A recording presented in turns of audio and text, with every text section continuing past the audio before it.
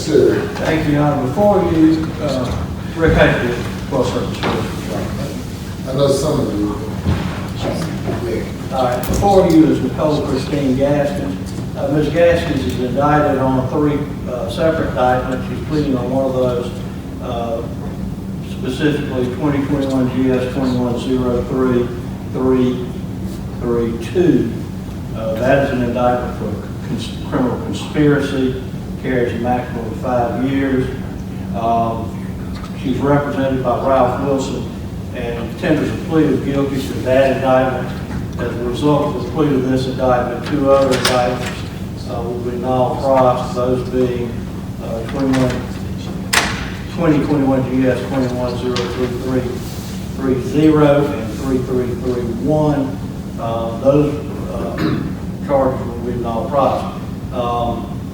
Specifically, those charges were for armed robbery and kidnapping. Ms. Gaskins was one of 3 defendants in all charged with conspiracy, armed robbery, and kidnapping. The 2 co-defendants, Jonathan Wilson and Reginald Wilson, pled last week, a week before last, to armed robbery and kidnapping. They both received negotiated sentences and are in the South Carolina Department of Corrections. It was the state's intention. They were on the trial list, as a matter of fact. It was the state's intention, had they gone to trial, to use Ms. Gaskins as part of the state's case. She's been working for law enforcement. And more particularly, I'll give you the facts of the case, but more particularly the victim of the case, Mr. James Latimer, who was present for the other 2 co-defendants' pleas, has specifically asked that she be given a probationary sentence for her part in this. Her part, of course, was not as involved as the co-defendants as we've determined, and I'll give you the facts of the case as we go forward. All right, Mr. Wilson, are you in agreement with her decision to plead guilty? I am, Your Honor. And Ms. Gaskins, do you want to waive your right to a jury trial to plead guilty to this charge?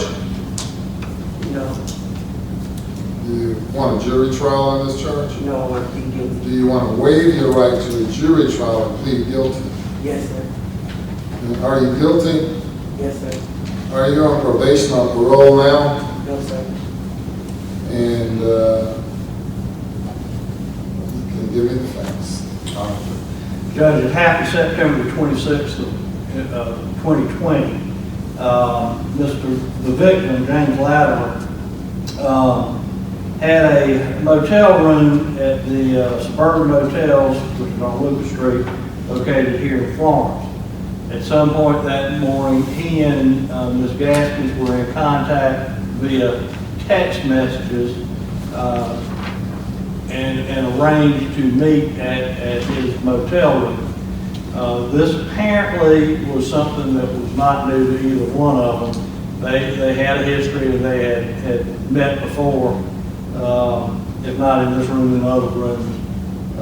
At any rate, she went there to meet him, and when she arrived there, she went outside to the balcony and smoked a cigarette. When she came back in, the 2 co-defendants followed her in. They came in with her. Judge, as near as we can tell, what this was probably an attempt to extort money from Mr. Latimer based on his assignation with Ms. Gaskins. They were going to tell his wife. Well, the co-defendants, both Jonathan and Reginald Wilson, got in the room. He didn't have any money. The victim didn't have any money. So there was nothing for them to get. So as a result, Reginald Wilson had a pistol, put the pistol on Mr. Latimer, took a TV that Mr. Latimer had with him. Then they took him to his car, put the victim in his own car, and drove him out into the county. He wound up down in Williamsburg County. The way he wound up was he was so concerned that those 2 gentlemen were going to kill him and leave his body out of the country, that he dove out of a moving car. And when he crawled to a house, they called EMS. called the sheriff's office. Williamsburg County deputy showed up. That's the first time we realized where it was. Now, I'm not saying Ms. Gaskins was part of that in this scenario, but the idea was is that this started as a planned extortion. She was part of that. However, she did cooperate, and I think the fact that she would have been willing to testify is what got the co-defendant ultimately to plead guilty. Mr. Latimer and I had a number of conversations. We were getting ready for trial. He is adamant that he does not think she should go to jail. He does not want her to go to jail. And he asked me to relay that to the court. The co-defendant, to the contrary, he was present. He wanted to be there for both of them. They pled separately. He wanted to be there for both of their pleas so that he could let the court know what they did to him. What they did is not. How much time did they get? Each of them got 10 years. And both pled to certainly violent crimes, so both serious offenses. In terms of record, all she's got is trespass, public disorderly conduct, petty larceny, and in 2010 it looks like a domestic violence. Are all those facts true as far as you know, Ms. Gaskins? Yes, sir. I accept the guilty plea, Mr. Wilson. Thank you very much, Your Honor. Your Honor, Ms. Gaskins is 34 years of age, and she's a lifelong resident of the Florence area. Your Honor, at present, she works here in Florence, which she's been doing since she was released on bond. She's done the best she could with what she has had. Now, that doesn't account for what she did, which is what the solicitor has indicated to the court. And she understands that that kind of conduct is wrong, and that it's criminal, and that it's improper. She and the victim, in this case, Your Honor, had had an ongoing relationship for probably 2 or 3 years before this incident occurred. Unfortunately for her, she had a boyfriend. I don't know how he knew all of what was going on, but anyway, he knew that she was meeting this fella, and they took advantage of the situation. I'm not trying to minimize her role in it, but I don't want the court to think that she was some mastermind and she planned and schemed to do all of these things, even though she was a part of it and she knew what was going on to some degree. Your Honor, I think that a probationary sentence is an appropriate sentence in this particular case. The other thing is that the victim called me, I know at least twice, on 2 separate occasions, and asked me to do an affidavit to the solicitor's office indicating that he didn't want her prosecuted. But then he didn't show up to sign it, so I never presented it to the solicitor's office. And then he called again saying that he wanted her to get a life sentence. And I explained to him that it wasn't up to me, that it was really up to the solicitor and to the court as to what would happen. And even at present, he has been trying to get in contact with her, has been through Facebook and emails and that kind of thing, which I provided to the solicitor just the other day. I simply asked the court to consider the recommendation that's been made by the state in this particular case. I do think it's appropriate, and I don't think that this kind of thing will ever happen again with Ms. Gaskins. And I just asked the court to give her the chance to prove that she can be a good citizen. All right. Ms. Gaskins, what would you like to tell me? I learned my lesson from it. I really did. I've gotten in trouble in the past, but something like this really changed my life. Like, I've never thought in a million years, or as 33 or 32, I'll be sitting in the jail with charges that I knew I know, something I never would do. I have her bond judge. She was arrested on September 30th of 2020 and released on bond on February 5th of 2021.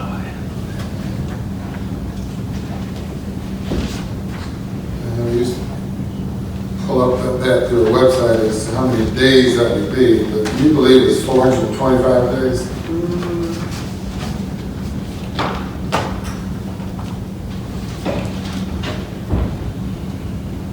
No, it wouldn't be that many.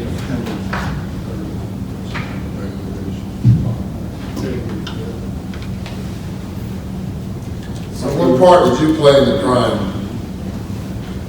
Personally, I really didn't play a part. What happened was my ex-boyfriend went in my phone. Ex-boyfriend went in your phone He went to my phone. and discovered that you were going to meet this man, Yes, sir. and then what? He went through the phone. He got an attitude with me, started running away from me. And next thing I know, the next day, he was doing the same thing again, but more aggressive. Was he one of the ones who robbed the man? Yes, sir. According to the website, calculates days, it has 334 days from September to August of the following year. Right. She said she was in, did you say August or February? Well, I'm looking at the initial bond form signed by the magistrate. It says February 5th of 2021. However, the bond is set, it's a consent order for bond between Mr. Wilson and I. Judge Brown signed that on August the 30th of 2021. When did you get out of jail? I got out October 21st, 2021. That may be right, because it was $25,000 short of the bond. So how many days would that give us? And my phone indicates that was 386 to the October date. 386 days. How about that, Ms. Gaskins? That sounds about right, sir.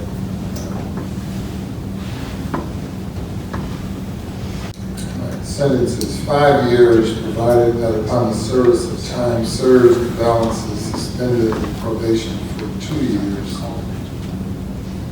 And given credit for 386 days.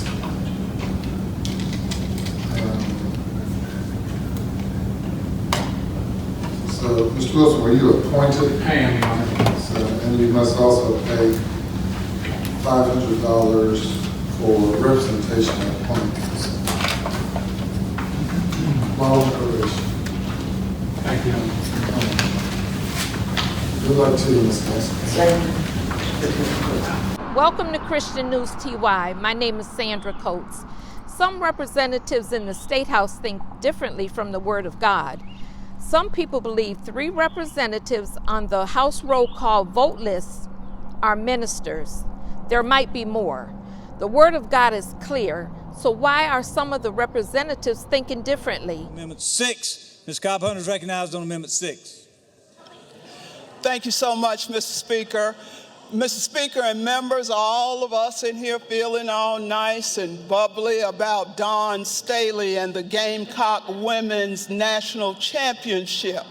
Has it dawned on any of you what passage of this legislation may well do to our chances of hosting regionals? But those of you who have short memories, because I know some of you think nothing happened until you got here, let me do a little refresher course for you and remind you that it was only up until a couple of years ago that South Carolina was in a position to host regional sporting events. Now, I understand that Coach Staley and her team will be here tomorrow. This amendment says that if there is a transgender girl who comes to this state and participates, what happens then? What happens then? Mr. Speaker and members, what about Title IX? I want to repeat for you something that your current leader has described as your kind of politics. Bumper sticker politics. What I have reminded people of is you can watch the South Carolina legislature, the North Carolina, Georgia, and any other legislature controlled by Republicans, and you will see the same agenda. For some of us, it would be okay if these were original thoughts. They are not. It is coming from the RNC, from ALEC, and the Heritage Foundation. For those of you who swear by those entities, more power to you. But what I am hoping somebody will think about is what the potential effect on this legislation will be in the future. Now, you'll all roll out and have your press conference, thump your chest and talk about how great you are because you've discriminated against 4 children who happen to be transgender. I wonder sometimes, Mr. Speaker, what kind of God some of us are serving. We talk, oh, it's right. That's my reaction. We talk about God and Christian and all of this. Maybe they taught you a different God here in South Carolina. The God that I grew up knowing in South Florida is a God of love. God of love. Y'all are mad all the time. Why are you so angry? Why are you so spiteful toward people who are different? And I see some of y'all smiling. That's great. Ms. Carpenter, I'm sorry to interrupt. Your time on the thank you, amendment Mr. is Speaker. expired. I'll Yes, be ma'am. back. Ms. O'Remus is recognized. Ms. O'Remus is recognized. Speak against the amendment. Thank you, Mr. Speaker. Well, since we brought God into this, let's go there. God created a woman and a man. And the last time I checked, God does not make mistakes. I'm not saying that I am against anybody that identifies as a man or a woman. What I'm saying to you is, God doesn't make mistakes. I'm saying just stay in your lane. If you're a man, you are biologically stronger than me. No matter if you have hormone blockers or not, your vascular strength, your heart is larger, and that's always going to be the case. So we're not just talking about those 4 in the state. We are also talking about how it affects us now in a grown-up life. Some of you know that I play tennis, and we currently have a few transgenders that are playing in our tennis leagues as adults. We get out there as women, we get emasculated, we get all over the court, and no matter what we do, we're never going to be just as fast or just as strong. So it's not only in our colleges, it's reflecting later in life. So let's talk about the NCAA as well. We don't make laws for other states, people. We need to make the laws for South Carolina. So we're not worried about those coming in from other states. And let's talk about that championship from South Carolina. Did we have Kobe Bryant's out there with wigs on winning in that championship? No, we had women who were amazing, and we don't want to take that opportunity. We talk about race. Why would you want to take that opportunity away from those young black women who are rock stars and are amazing? Miss Trantham, she's coached and been a part of the basketball community for a long time. And she's been a part of that, seeing how those girls' lives are changed by building them up and bringing them through that. And if they had a man competing that's always going to be stronger and better than them, that's God talking right there, y'all. That's God. And He's telling you to think with your brains and quit taking those opportunities away from those women. And I mean, we're sitting here divided over this issue, and some are laughing and thinking it's humorous. It is not humorous. Why are we even thinking about this? If you have a little girl, you're going to look her in the eye and put her on the court, a basketball court with a man out there, or let's look at what's happened with the swimming. That guy was 462nd as a male swimmer. He comes into the women's league, and guess what? He's #1. What is that?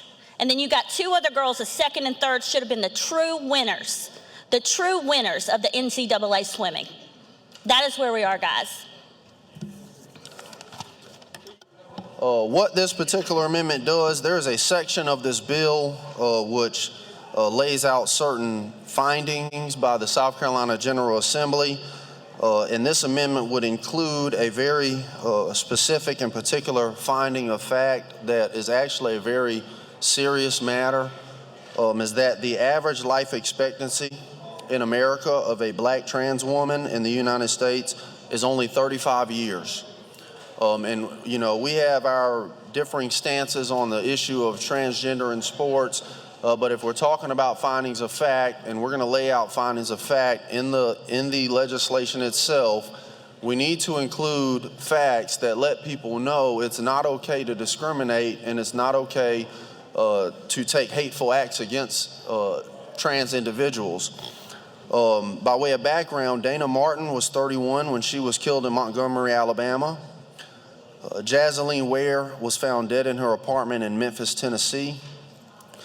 Ashanti Carmen was 27 when she was shot and killed in Prince George's County, Maryland, which is also in the Fourth Circuit with us. Claire Legato was 21 when she was shot and killed in Cleveland, Ohio. Malaysia Booker was shot and killed in Dallas, Texas. She was 23 years old. Paris Cameron was one of 3 people who were shot and killed in an anti-LGBT hate crime in Detroit, Michigan. Shino Lindsay was 26 when she was found dead in Dallas, Texas. Chanel Skurlock was 23 when she was found fatally shot in Lumberton, North Carolina, which is also in the Fourth Circuit with us.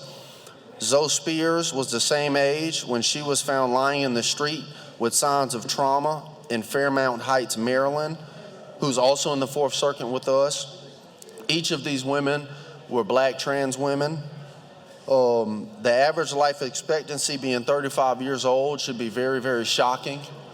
That just speaks to the level of trauma that these individuals have to endure, whether it be public criticism, whether it be hateful acts, whether it be murderous intent, and the overall stress of living life, trying to be yourself, where you're just not, it's not that you're just not accepted, it's that you have to live with knowing you're not accepted, but you have to live with the overt acts taken by other people, including the overt acts taken, for instance, with this legislation here in the South Carolina General Assembly.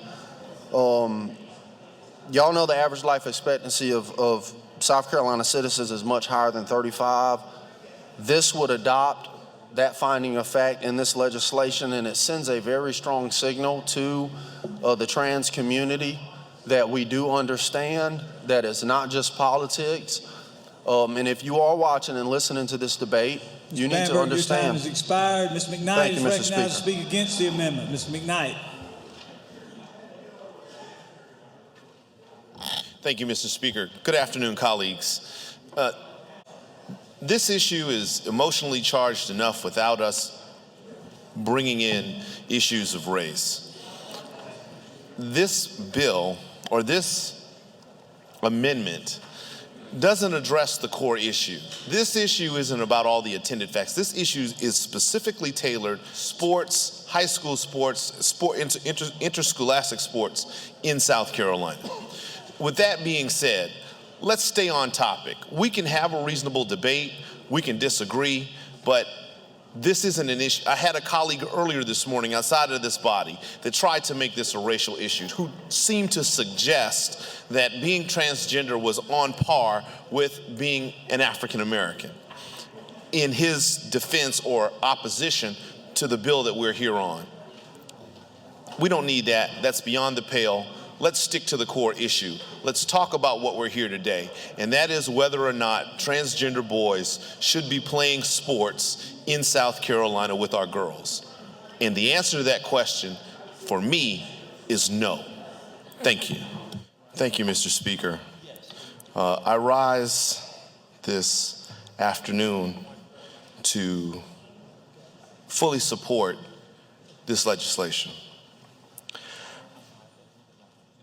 I want to first say that different does not mean inferior. There's a world of difference between all of us. Some of us are tall, some of us are very short, some of us are round, some of us are slim, but that doesn't mean that any of us are better than the others. There are fundamental differences between men and women, and we can't overlook those differences. I have a little girl. She's 6, and I'm doing my best to raise her to understand that she can take the world by storm and do whatever it is she wants to do. but sometimes she may have to go about it a little differently than a little boy does. Does that mean that little boy's better than her? No. It just means that we're different. Well, you may say, what do you mean, Representative McKnight? Let me tell you, I proudly served my country in the United States Army beside women, but they had different physical fitness standards than I did. Their PT test requirements were different than mine. They had to do less push-ups than I did. They had to run more, they had a longer time to run their 2-mile run than I did. But does that mean they're incapable of being good soldiers? Absolutely not. We have women that are firefighters. Their physical fitness standards are different than their male counterparts. Does that mean they can't be good firefighters? Absolutely not. We have wonderful women in law enforcement. Their physical fitness standards are different than men. Are they any less good cops than their male counterparts? Absolutely not. I've heard and I share the concerns of how transgender children may deal with this. But I have to ask the question, how are our little girls going to deal with this? What am I going to tell Claire when she goes out to compete and she may have to run against a boy and she loses? How do I console my child? Do you want me to lie to her and tell her that it's okay, honey? If you work a little harder, you'll eventually win? No. So just like those transgender children have feelings, concerns that need to be thought about, our little girls do too. And I can be against something and not hate the people that are on the other side of that issue. It is too late in the day for us to be drawing silly lines like that of either just black and white absolute. There are things that I don't like. Whatever happened, and I'm not at all suggesting that what transgender people are doing are sins, but whatever happened to loving the sinner and not liking the sin?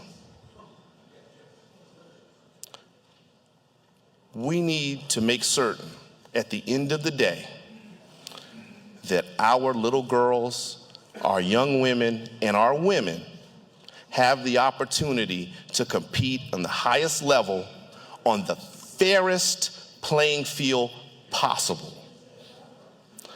I don't need to tell you all that when I saw the image of the swim team, the visual dynamic that we saw, the one transgender woman that won, and all the remaining ladies that came in second and third place. Do you know why they came in second or third place? Because that transgender lady used to be a man who swam like a man. And you cannot get over the fact that that transgender young lady comes with the physiological advantages of being a man, and those advantages cannot be overcome by women. Now, I'm certain there'll be someone that'll tell me, but oh, what about Billie Jean King beating the gentleman at tennis? There are no absolutes in this world except Jesus Christ is Lord. There are exceptions to every rule except for that one. But I'm telling you now, we need to make certain that our girls are protected, and I'm committed to that. So let the chips fall where they may. I'll receive the air of people who send me nasty notes like they did before, but I sleep good at night, and you want to know why? Because in my heart, I believe I'm doing the right thing. Thank you, Mr. Speaker. Take a look at the House roll call list. This is Christian News TY. I'm Tony Conyers. If there are any newsworthy events, we will get them to you as soon as possible.